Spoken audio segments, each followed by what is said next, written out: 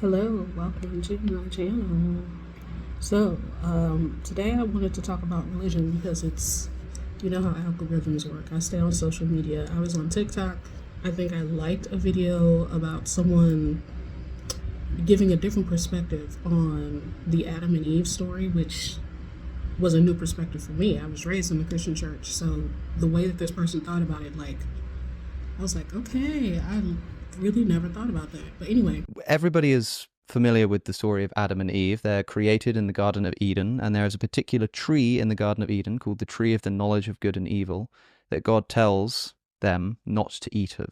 He says you can eat of any tree, but if you eat of that particular tree, then in the day that you eat of it, you will die, whatever that means. Here are some of the objections. The first thing is to say that it seems like if the serpent is lying and is evil and is the devil, then Eve is somehow deceived here. She's deceived by a half-truth. She's fooled into eating the fruit. And when she does so, not only is she punished for something which she was fooled into doing, but now her descendants are also punished for a crime that they did not commit, but rather one of their ancestors committed, and arguably didn't do so knowingly. Not only that, but because she's eaten of the tree of the knowledge of good and evil, this implies that before she ate of the tree, she didn't have a knowledge of good and evil. So if she's being punished for doing something evil and bad, then it seems incongruous that she would be punished for doing something evil and bad before she had a knowledge of what was evil and bad, because she hadn't eaten of the fruit yet. So again, it seems unfair to punish her for doing something that she can't have known was bad. The third question I would raise is why the serpent is there in the first place. If the serpent is this evil creature that's sort of crawling around Eden, why is the serpent in paradise in the first place? Why would God place him there? Why would God allow the serpent to be there? Fourthly, it's unclear what exactly is inaugurated by this event. We're told that original sin enters the world in this event. However, there must have already been something like a proneness to sinning with Adam and Eve, because at the very first opportunity they were given, they fell for it. And it can't be that sin entered the world through sin. That doesn't make any sense. You have to sin to bring it about. So there was already sin and already a propensity to sin. There was already evil because the serpent's in the garden. And it's implied that there was already suffering in the Garden of Eden because God punishes Eve by greatly increasing her pains in childbirth. So it's unclear to me, when they eat of the tree, what exactly it is that enters the world. Maybe mortality. We can talk about that. So there's sort of a moral objection here, that there's this crime that's committed unknowingly, without a knowledge of good and evil, fooled into doing so by the serpent, and then descendants are punished for the crime that they didn't commit. The other sort of side of this objection is to say, this is all assuming that actually, the serpent is evil and did tempt Eve.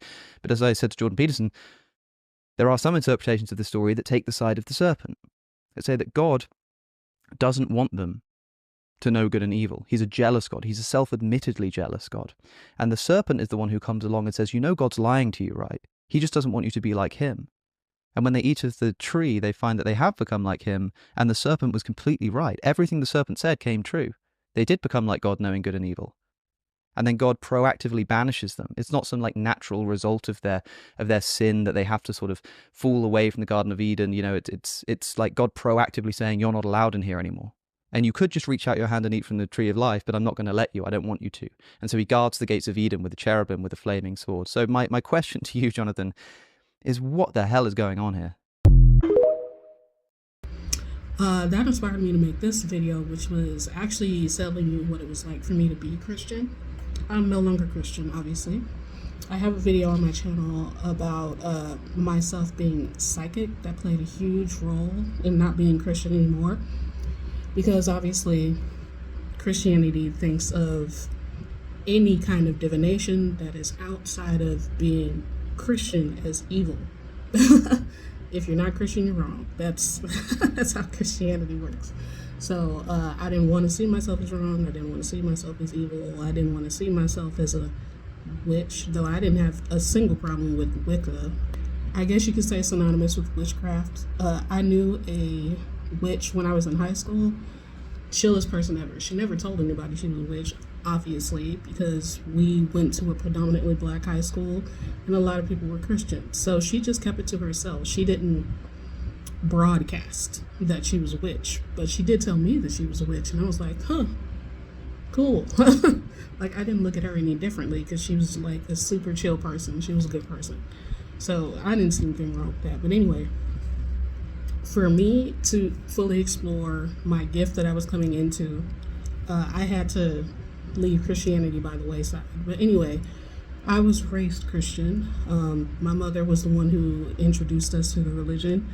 Now, I say introduced. Obviously, we were not consciously introduced to the religion. We were going to church since we were kids.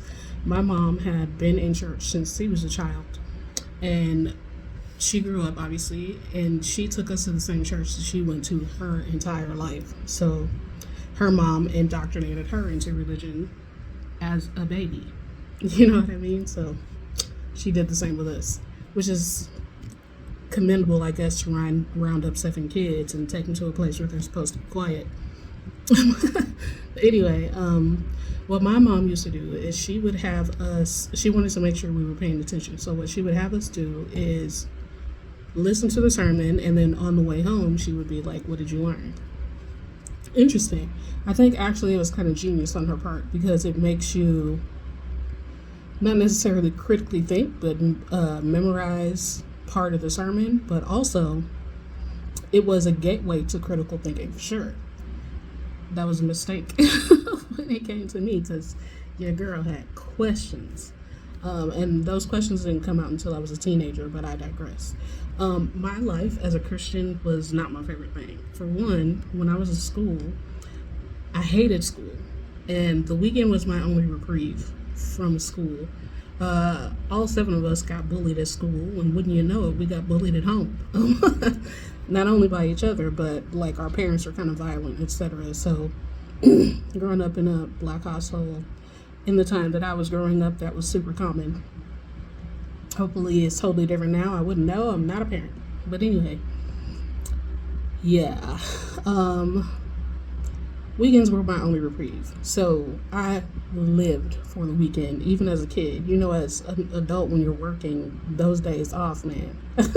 So the same thing, but I was a kid. And to me, church was a waste of my Sunday. It's the last day of rest that I get before I have to go to school and endure these people that don't like me all week long. So anyway, my mom was, I was going to say fair weather Christian. You know what I mean? Like, my mom was an interesting person to observe as a Christian because she had double standards, right? So my mom wasn't always well. She'd been sick a lot of my life, actually. And sometimes it was skin things. She had, I want to say, eczema. She had skin things, and that did certain things to her body. And she would dress as best as she could, but she was like an old school Southern lady type of vibe, where she would like dress to the nines and dress us to the nines to go to the church. And sometimes her feet, because of her skin situation, wouldn't fit in the dress shoes. So she would put on tennis shoes, and then she would say, God save souls, not clothes. Hypocrisy there, because how come I can't wear a shirt, like a t-shirt and jeans? If God is saving my soul and not my clothes, why do I have to dress up? So, yeah, anyway. Well, there was a lot of those little contradictions in church. But anyway, I found out, talking to my siblings when we got older, that church was not a welcoming place for any of us. For one, my mother was never on time. That's stressful. That's stressful when you don't want to be seen. So everyone in the family would be ready on Sunday, and we would be waiting for my mom to get out of bed. And she was the one who wanted us to go to church, and she was the one who was driving us there. So rarely were we on time. So that means most of the time we were coming after the sermon had already started. And my mom liked to sit in the front of the church. So it was a walk of shame nearly every Sunday, trying to wait for a time where it's not rude to interrupt, like wait till it's during a song or something, and we would go to the front of the church and sit down. We had a couple of preachers. One preacher was really, really good, but he had a heart attack, and my mom said that his heart attack, she was not talking to us, I just happened to overhear this conversation, but my mom said that he had a heart attack because he used to demand money.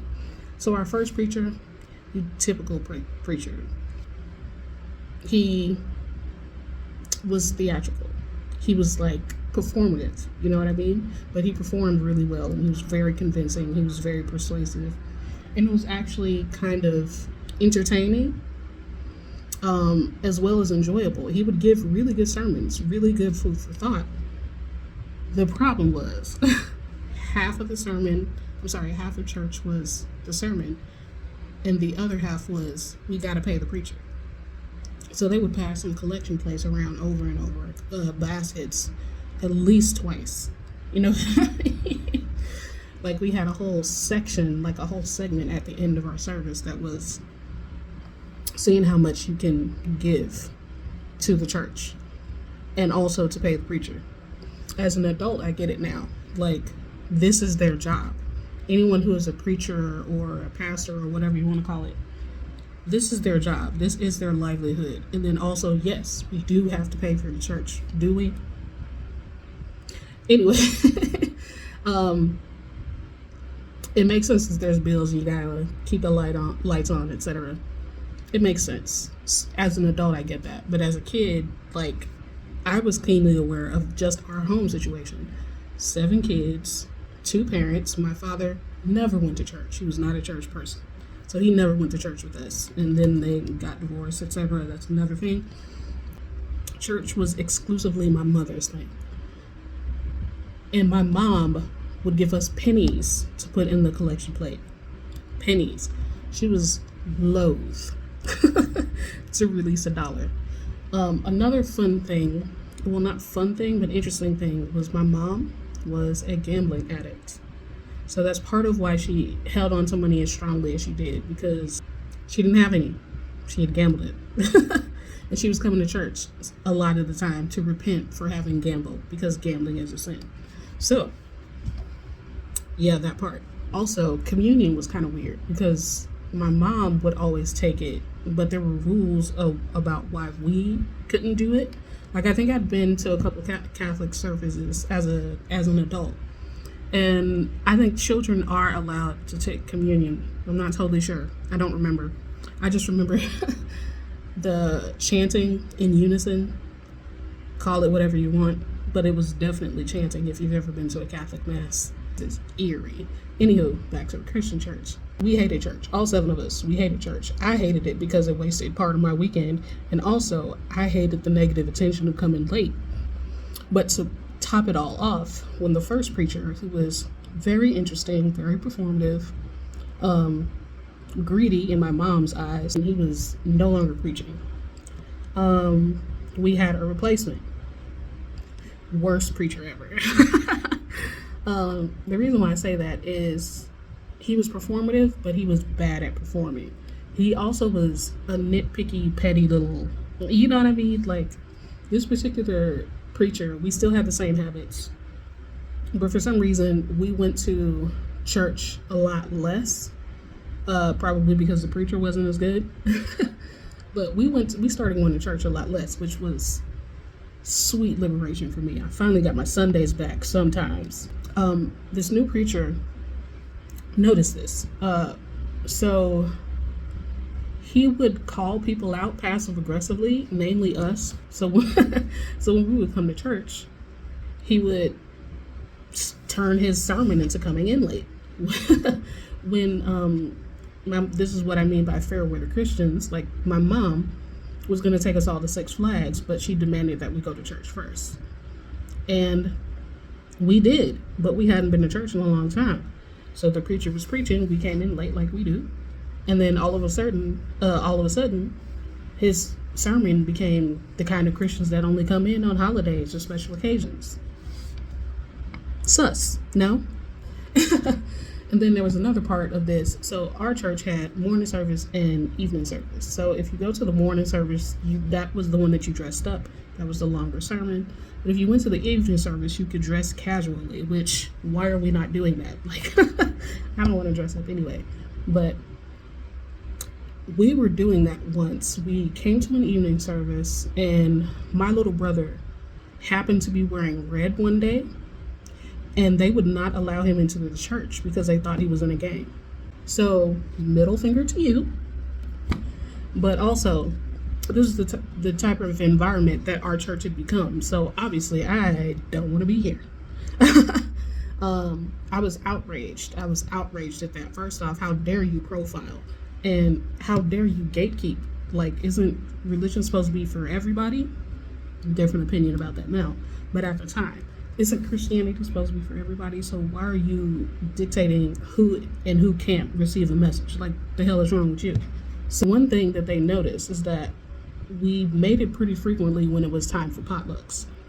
We wouldn't bring stuff, but we would definitely eat. So in order to try to keep us coming to the church, every now and then they would call our landline. Remember those? For those for those of us who are old enough, they would call our landline and they would be like, hey, we would like to see you guys more. We have some food. I told my mom because I took that call and I was super offended. I was like, again, this was not our choice. Like, when we showed up was not our choice. But I was offended that they insinuated that we only show up to church for food. So I was like, you wouldn't let my brother in because he was wearing a red t-shirt. You always turn your sermon into what we're doing wrong. And now you're insinuating we only come to church for the food. What is this trash? Like, aren't y'all supposed to be like holy and kind and generous and shit? Like, what is this?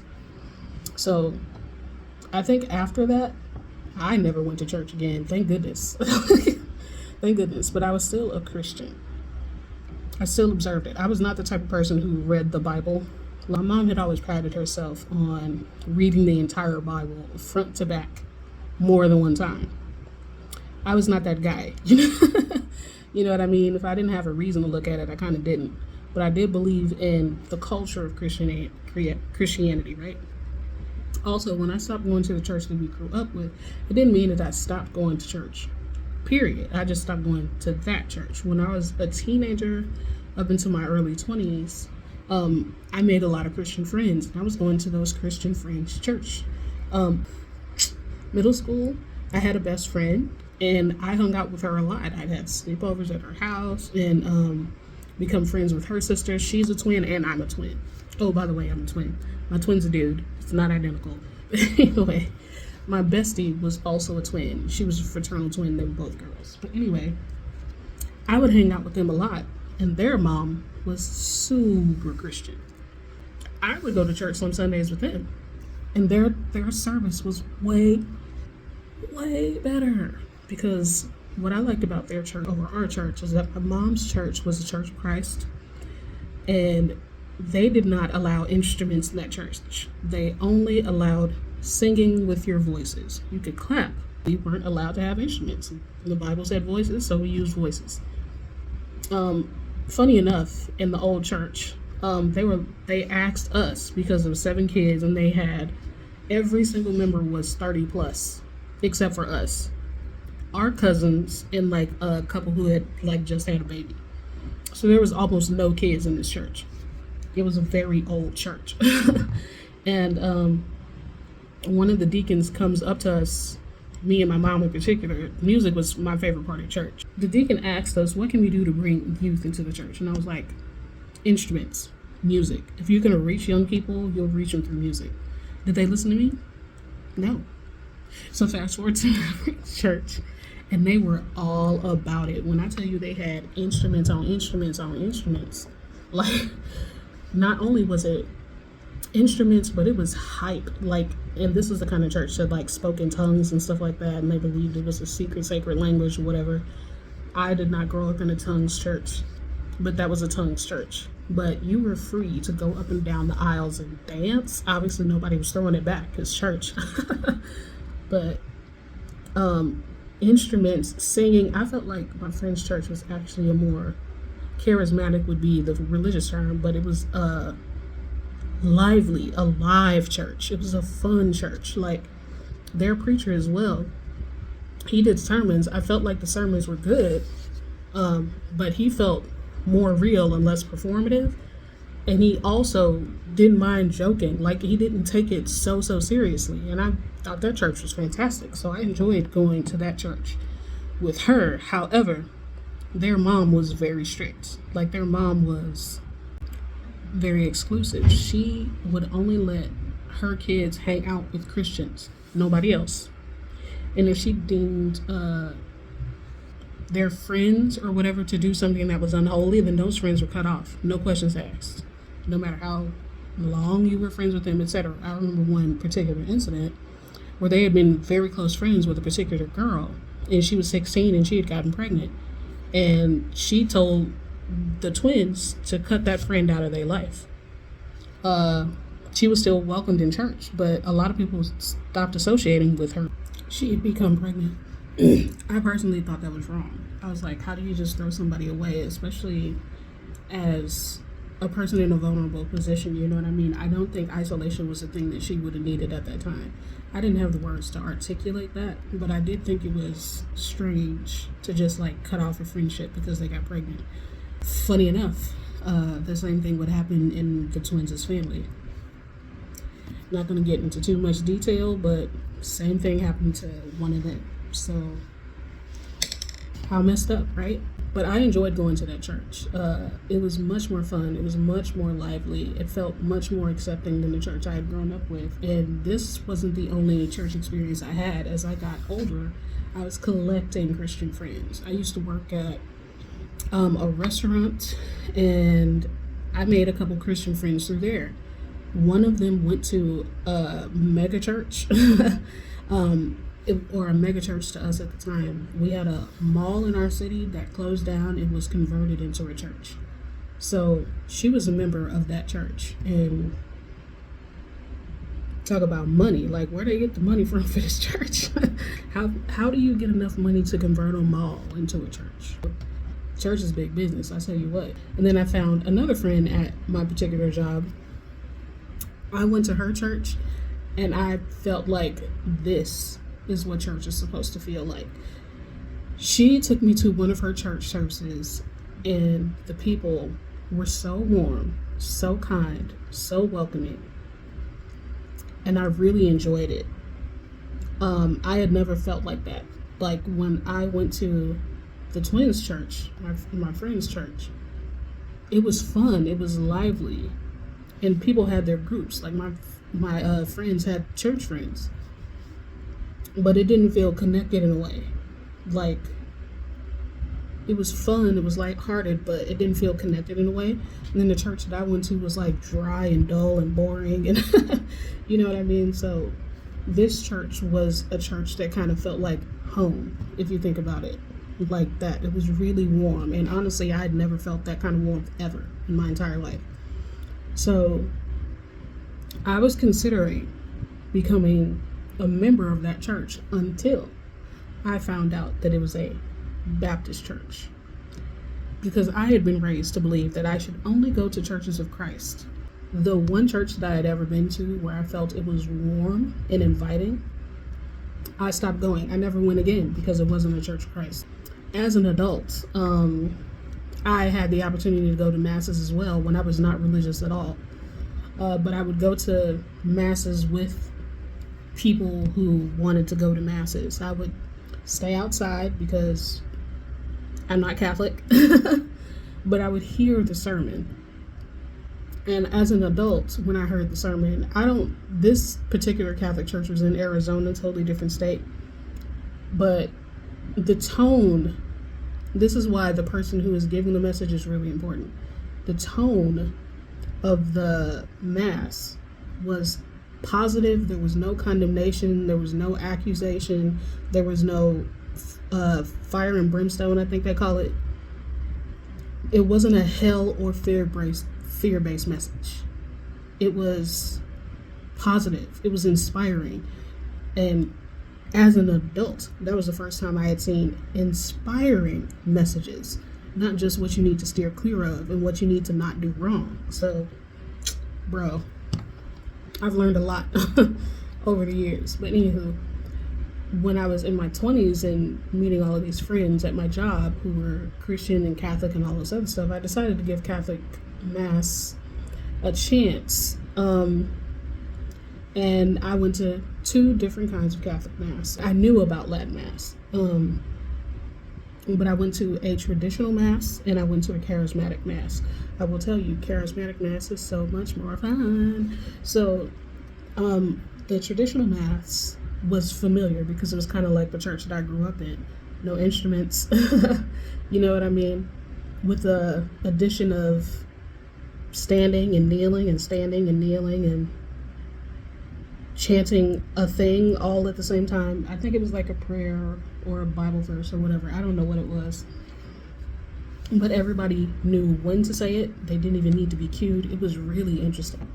Anywho, I went to that and I found it to be all right. I didn't think it was good. I didn't think it was bad. I was just interested in the experience. The charismatic one had guitars, baby. So same thing. The first one didn't have music. The second one did. And the second one, much more fun. Younger group in this church.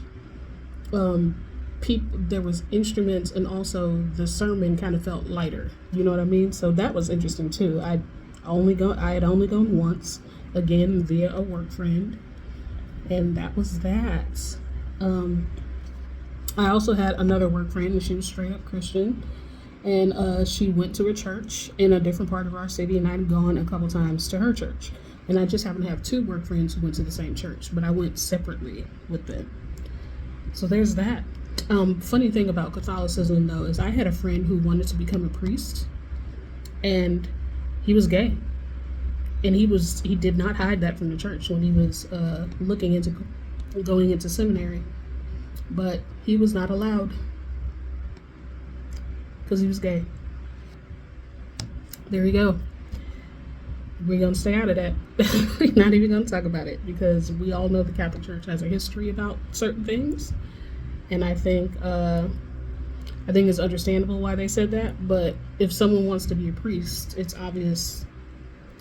It should be obvious that they're going to be taking a vow of celibacy. So their sexual orientation is irrelevant. There won't be any romantic relationships.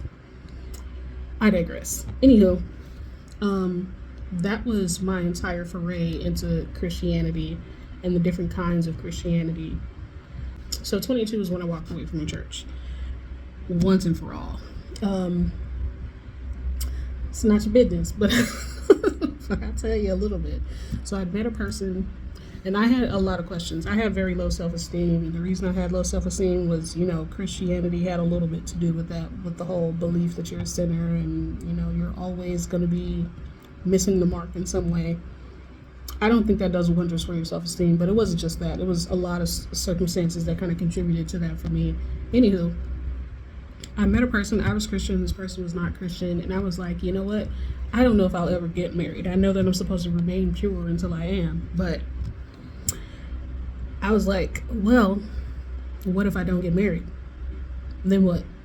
So obviously, as you can see from my exploration of Christianity, I'm the type who wants the experience. I can always ask for forgiveness later. You know what I mean? I'm curious. I want the experience, right? So I had an experience, and I was like, straight up, I promise you, literally, I was expecting to be struck down by lightning. That's not a joke. That's not a joke. I was very serious. I thought for sure that I was going to, like, something horrible was going to happen to me because I chose to have this experience. And I think you can guess what kind of experience that is. But anyway, when that didn't happen, now I had questions. I was like, I understand. Now, I still did know at the time that being struck down was an Old Testament thing, and that was not supposed to be something that happens in the modern time. The New Testament was supposed to be for the modern times. However, I don't know why, but my mom was a Old Testament heavy person. So when I was told that you got struck down, I thought it was an upgraded version. I thought instead of getting struck down literally, maybe you'll end up in a car accident, or maybe blah, blah, blah, blah, blah. Like the modern equivalent of being struck down. And I thought something bad was going to happen to me. When it didn't, I was like, well, if I'm supposed to be punished for this and I'm not, then what's going on? And again, in the psychic video around that time, I made a friend who was fully out of Christianity. Up until that point, I had only known Christians. Only known Christians. I had worked with people who were Catholic, but that was and I had worked with people who were Catholic in an area that had a high Catholic and Jewish population. 22 years old, introduced his friend who I met her when I was 19, but I didn't really start getting on board until a bit later with the stuff that she was into. And it just, like I said in the other video, it just opened an entirely new world to me. A fascinating world. As we've already established, I'm a curious person, and this stuff was more interesting and more exciting and more magical than any of the stuff that I had discovered in religion. And also, I had questions. Like I said before, my mom kind of fostered that critical thinking thing. Wrong girl for the critical thinking, because I had never thought that ministering to people, what do you call it, being a missionary, I never thought that was okay. I never thought that it was okay to try to convert people away from what they believe into what you believe. I always thought that was not okay, because it doesn't consider what matters to that person. This might be their tradition. This might be what they were raised in. It might be how they connect to their community, and you just want to erase it and replace it with yours. Like, I never thought that was okay. I also knew it was the circumstance of geography. Where you're born in the world usually has a lot to do with what your spirituality becomes.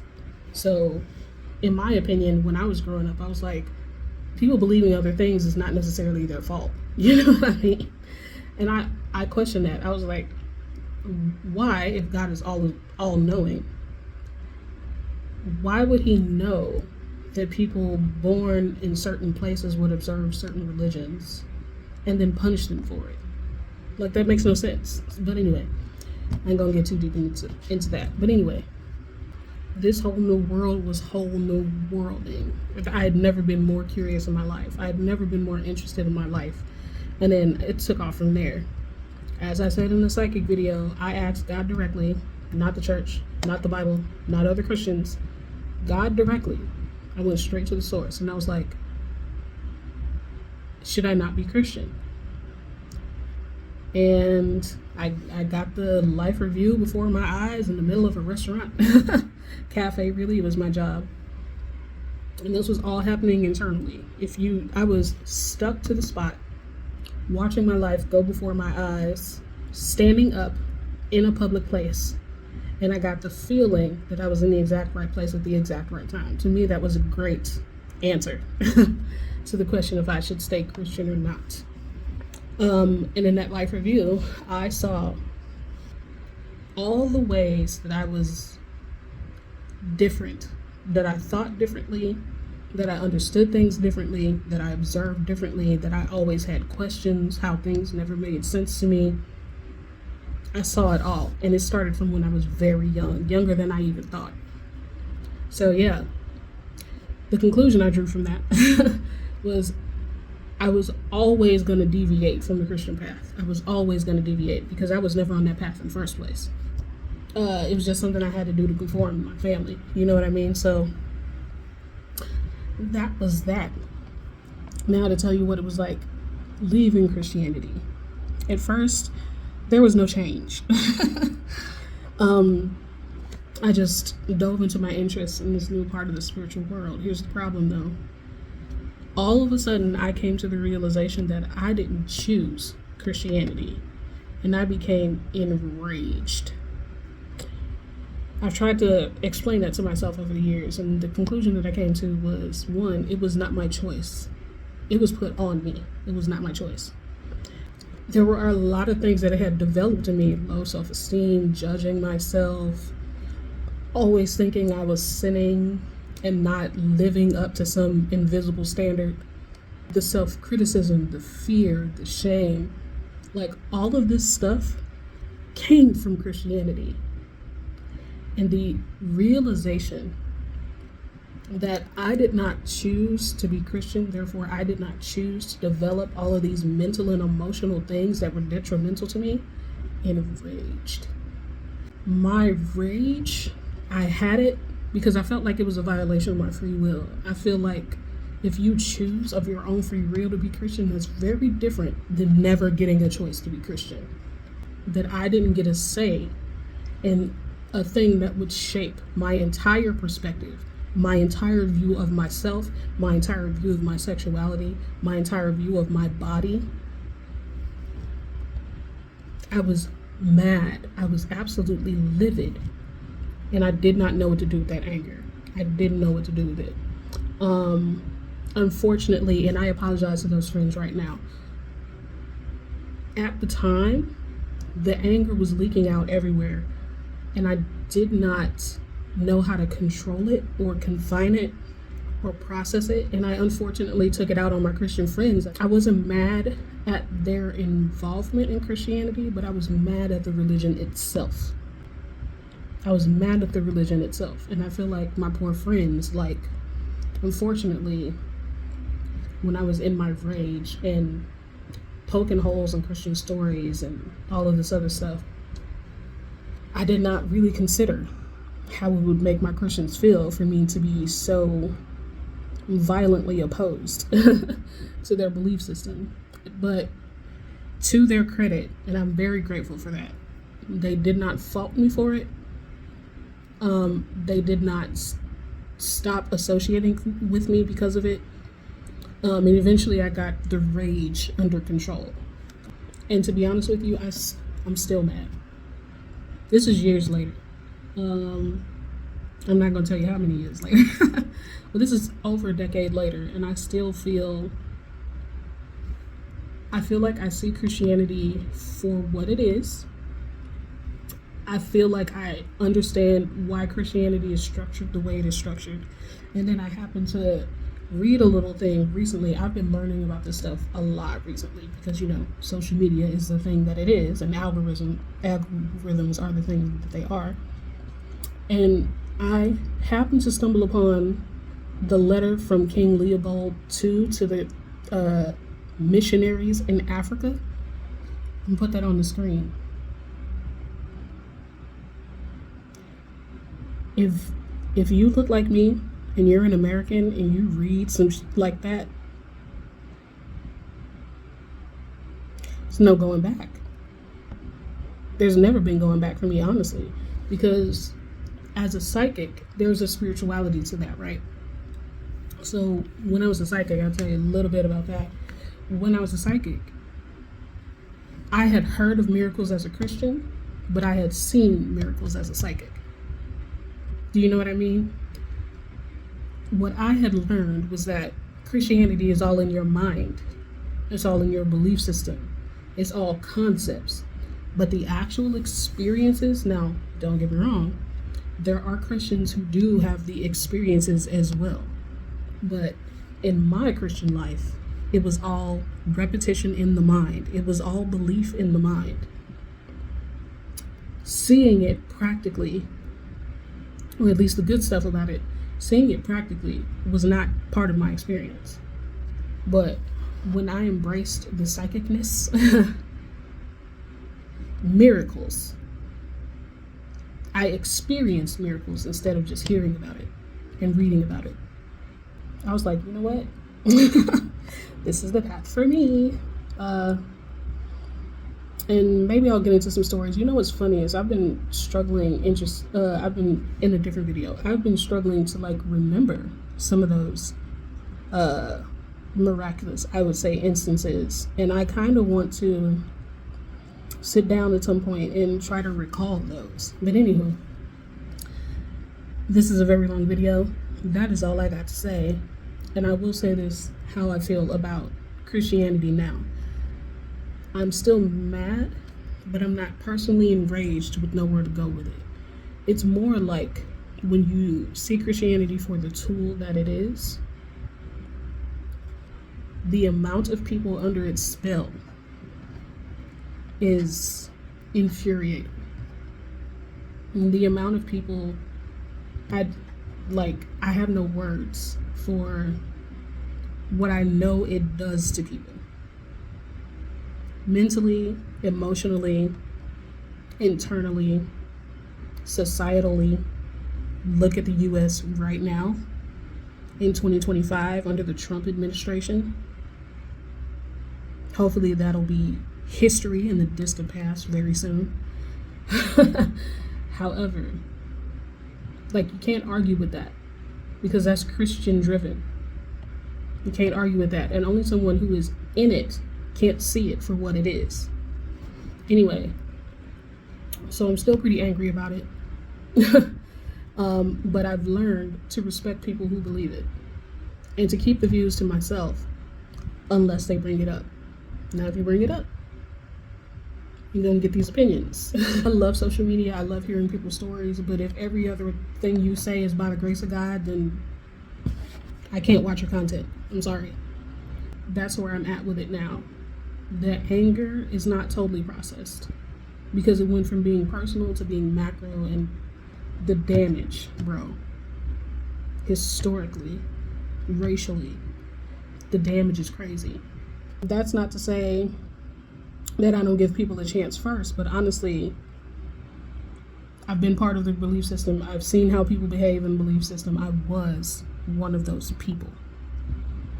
So for me, it's a matter of time before a line is crossed, and then I'm like, so I just tried not to get to that line in the first place.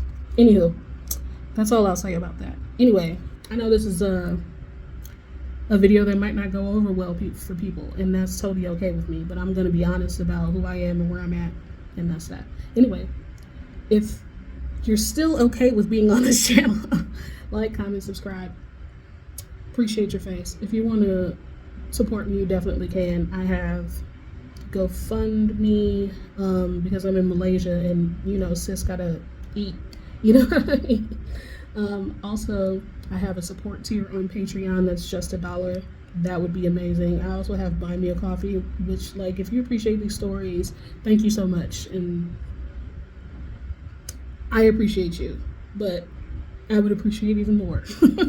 You know what I mean? If you could help me survive out here. So anyway, see you later.